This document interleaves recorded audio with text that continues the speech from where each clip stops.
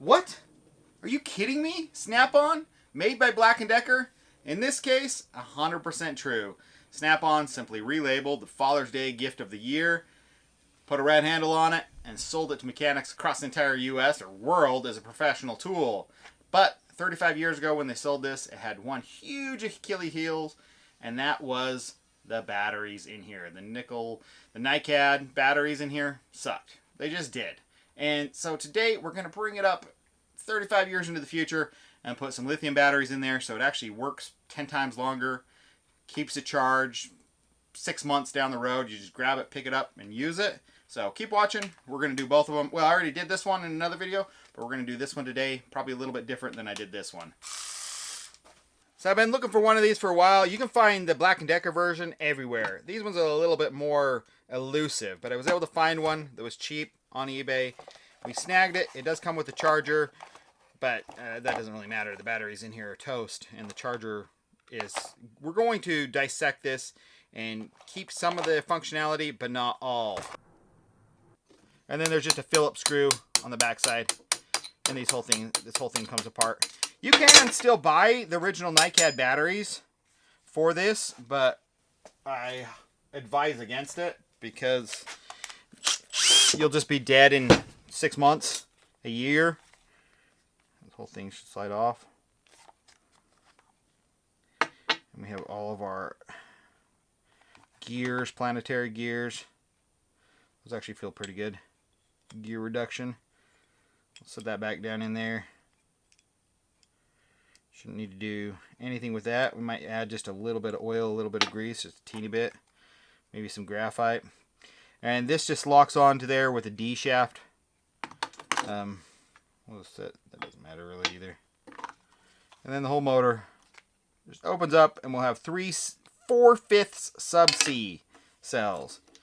So there's a thing called a sub-C cell, and these are 4/5 of that size. Not that it really matters. But it's actually kind of an ingenious system. This just comes over, super basic. It just pushes down and contacts the little one side of the motor. And you got the other tab here, which was when they used this motor in the screwdrivers. The screwdrivers are exactly the same inside. So we just take this whole thing out. We're just going to discard all of that. There's a little teeny circuit board that just comes out, and it just has contacts. So the battery contacts are on the outside. So that's how it charges to the little port, by contacting each side. We'll just take these, take the whole motor out. I like putting 2 in here. You can fit 2 cells in here. So I'll just find a set that's matching. These are 1600 milliamp tested. So that would give me like 3200 milliamps. Or that 21. What are these two? 22. 22. Okay. Yeah. So this will give you roughly 5000 milliamps of capacity. That's going to last in this thing forever. You're going to be able to use this for days and days and days. So we'll use that. I'll look through here to see if there's nothing better. But these are not laptop cells. Laptop cells aren't high discharge. They can only put out maybe 1 or 2 amps. These are going to be able to put out, these are Samsung 25Rs. Off the top of my head, probably 20 amps. So combined, this could put out 40 amps. This will never draw that, but it also won't kill the battery ever or drain it down. You put a laptop battery in here, and they can only put out an amp or 2, and so when you start up and they get torquey, it ends up frying the cells because they're not designed to spit out that much current. These are going to probably be about $4 a piece, so $8 and probably $8 to ship. So it costs you about $16 or so to get 2 lithium cells brand new, or just reclaim them from, you know, an old power tool battery.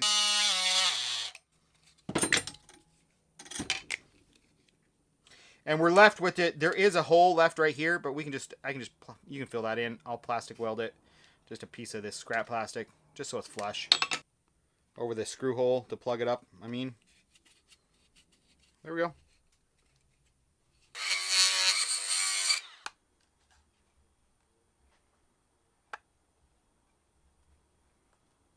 We got them in there. I'm going to show you what we're going to do. So here's your batteries. You could use 1, you could use 2. All we're doing is connecting negative, negative, positive to positive. So we're just doubling the capacity. We're not increasing the voltage. The nominal voltage of an 18650 is 3.6 volts. The nominal voltage of each one of these cells, a NiCad cell, is 1.2, which is 3.6. This is identical. Usually I like to add a little bit more voltage when I'm doing this, so the motor spin a little bit faster, but in this case, usually I go 50% more. I can't double the voltage though. You can't throw, I'm not going to throw, you know, double 7.2 volts to this motor. We're going to fry it. Anyway, you have your negative down here, okay? You have your positive up here. All we're going to do is take our negative, and it's going to come up to this little port thing on their thing. So it sticks out the side. So you have a contact on the side, and from there, it's also going to run to the motor. That's it. Okay? The positive is going to run to the other side doodaddy thing right there. And then that's also going to come up, and it's going to go, there's a little switch right here. And that is just going to go to the switch. So when you switch it, the motor goes. So the battery is connected directly to the tool. There is no low voltage shut off. It is obvious when the battery is low. You don't need to worry about it. So everybody's going to talk about that. Okay. Charging. Charging is going to be done externally with this. Okay. Not with the stock charger though. We're going to use this teeny little chip. They're a dime a dozen. I'll put links to them. They're dirt cheap. Okay. This chip, all this chip needs to do is there's 2 ports on it. The positive port needs to touch this side. The negative port needs to touch this side in here. And then you just plug a USB-C in. That's it. It'll safely charge 18650, 21700s, 2700s. It'll safely charge any single, you know, parallel set of cells. So it'll charge those just fine just by plugging a USB-C. That's it. Hopefully that makes sense. We need to actually get the batteries ready, and I wanted to talk just for a second about spot welders. I'm just going to solder it. Soldering works just fine. If you're only doing one, just do one. You know, don't go buy a spot welder if you don't. I've owned, I think this is my 3rd spot welder I've owned. This one is the best one, and it still can't weld high discharge cells. It cannot weld the thicker nickel strips. You can get like these paper thin, which is like tinfoil strips. They won't handle the high current. People put like 10 on here. They spend all this time. They just don't. These spot welders, unless you want to spend $150, $200 on a spot welder, they don't bond. And the people, I even watch people online, this has even been reinforced, all the traces have been soldered up. And like, oh yeah, I kind of got it on there, and it's just barely on there. Just barely on there. Like, I think it's holding. No. Solder it, you get no better connection. So, we're just going to solder it. So, the haters can hate. I don't care. I'm not spending $200 on a spot welder. So, we'll fire up the soldering iron, and we'll just solder directly on them. I'll show you how to do it without damaging or putting yourself at risk. You know, these are reclaimed cells. You can see where I pulled off the old strips. You have to scuff the top to be able to get solder to stick. That's it. Don't sit there and sand through it. Just, that's it. Solder will stick right to that in seconds. This side is your positive.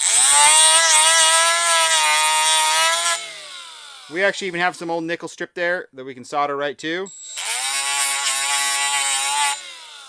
There we go. That's it. You have to scuff the top to get solder to stick. Okay, to solder on cells, we're using a rosin core electrical solder. The top is scuffed up. The soldering iron is hot as possible. We take it and we're going to pre-tin it. That's it. It is done. That's not even warm. It's so fast. The shell pulls away the heat so fast. That's pre-tinned. So now we can put on our nickel strip.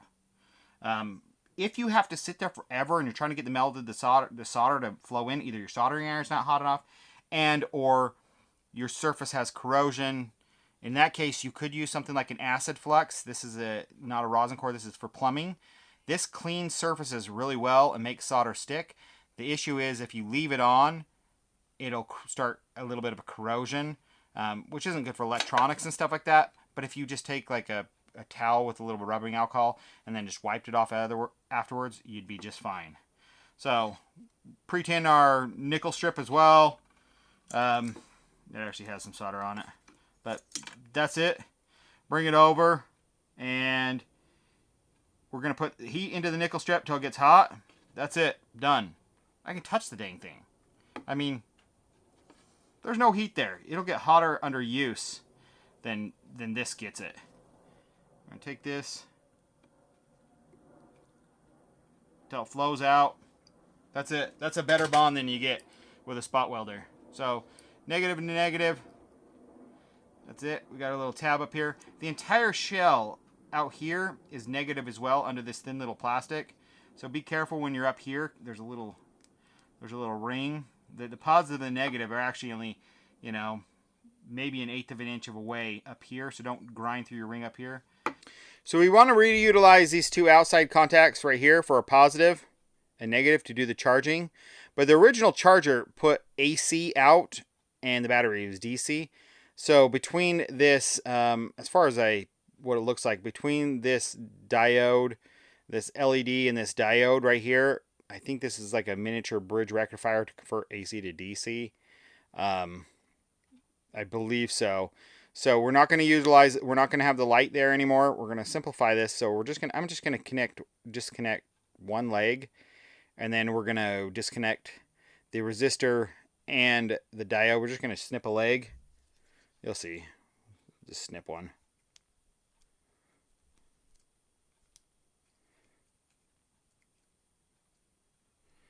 I want to leave the this there because there's a little hole in the front right there that this pushes up against. I just want there. I could also just put a glob of hot glue because we're not going to utilize that anymore. At least I don't think I'm going to. We'll just snip this diode out of there. That's not necessary. And the little resistor. That's it. Just leave them in or we can chop them out. Doesn't matter. And now we need to, the battery comes up to here. We just need to solder a glob between here and here. And looks like the negative's already connected over here. We could also just move that wire over, but that's just as simple.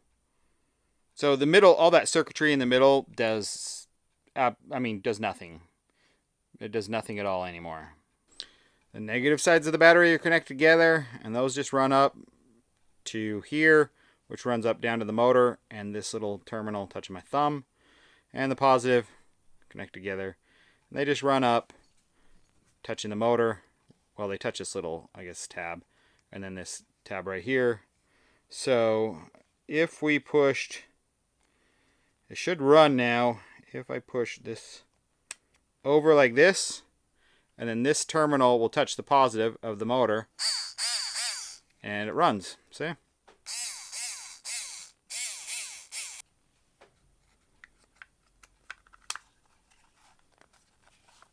Oh yeah, it should work. Yep. So I'll just sneak some shugu in there. And you'll be able to, if you ever need to open it up, you'll be able to pry it open. You'll be able to get it open. It'll be very elastic.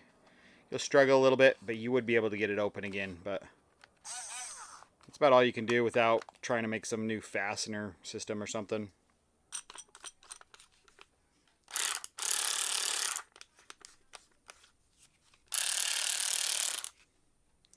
I think this needs to be taken apart and lubed up a little bit. It seems really stiff. Wow, I can't even change the directions. Did a minute ago. We cannot use any of this. This puts out, it puts out 11 volts AC, 100 milliamps, and it converts it down to 3.6. Well, probably about 4.5 volts after it's rectified. But anyway, we don't need any of that. We just pop this off. Doesn't look like there's any screws holding it. Just snapped in. So we're just going to cut that whole thing off, and we're going to make so you just plug a USB-C cord directly into here. This is your cell phone charger or whatever. There it goes. Don't want to break it. There we go. Come on. You can see there's absolutely nothing in here. This cord just connects those two connections. Leave a little bit on there, but we'll just chop that off because we might need to, we can wire these to, so technically all I need to do is wire, because one touches one side, one touches the other side. And so I just need to wire one to here and one to here, whichever one's positive and negative. I'll figure that out. And then just plug it into USB-C, hang this on here, and this will charge. That's it. We're going to make it a little bit cleaner. There are LED lights on here that show when it's charged. I'm going to try to see if I can line them up with these little, I think these are for bit holders or something. Let's strip these back. I love when you find free tools. Found this at the wrecking yard, and one leg was broken off. Contacted the Southwire company, said, hey, like, send us a picture. And they just sent me a free one. So somebody else threw it away because it's broken, and I got a free one. So I have found out which one, I marked right here, this one's red, so I knew which one was positive and negative. And now I figured out which one was positive and negative when it connects to the connector. So all we're going to do is wire this up, pre-tin it,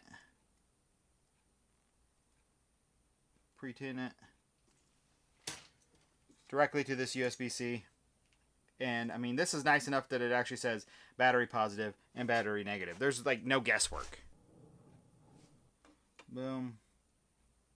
Okay, I drilled just a series of little holes, so it'll mount right there. You can actually see the blue through there, but I took a piece of plexiglass off of a bigger piece, cut out a chunk, it's 1/4 inch, polish it up, and I'll make this a little like a reflector.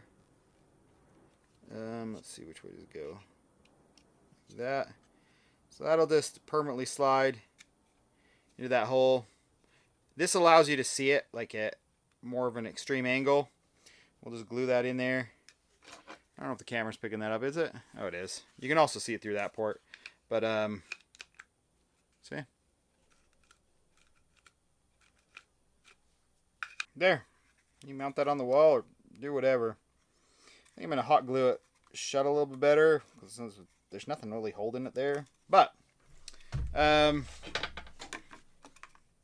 we can throw this in there. I've done 3 different techniques now doing these, okay? So there's 3 different ways. So this one, the one I just barely did, the one before it, I put the USB-C right here, but I also wired up these outside ports to be able to do this as well. So you can charge it on the charger or separately. So I did both, and when I did this right here, I did this through these outside ports, but a different charger setup. So I can charge any one of these in here, Black & Decker or Snap-on. There it goes. Yeah, we got a little bit of rust in there. Oh, it looks great. Just rusty. So we'll just lube this up a little bit better. Clean this all up. Put this whole thing back together, and it's still just really stiff, especially one way to unlock the to change the directions. And I think what's happened, this pawl has worn in a little bit more, and so this little button makes this rock either way, and I think it rocks a little further than it's used to, and this flops over, and the spring tension on this little thing is so tight that it just makes it really difficult. So I'm just going to trim off the bottom of this little flip-flop spring, just I think 1 loop, and we'll see if that makes a difference, because it's just too tight. It makes it not fun to use. Let's come in here. Oh, maybe we'll chip off. Looks like I'm going to probably grab 2 loops or something.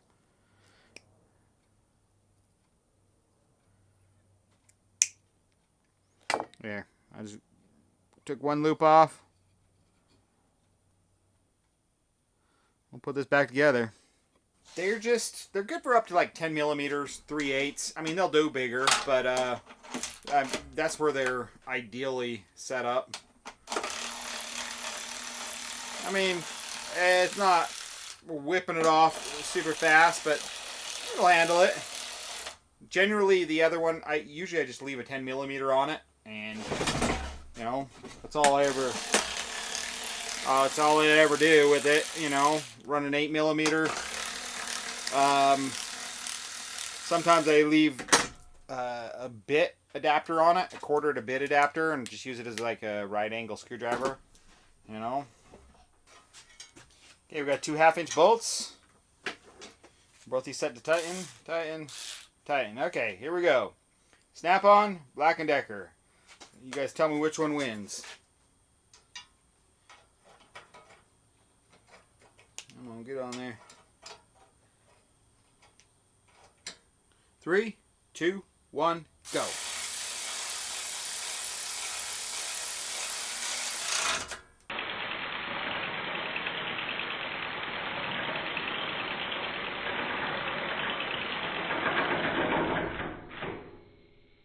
I just thought I'd let you guys get a close-up of all the box stuff.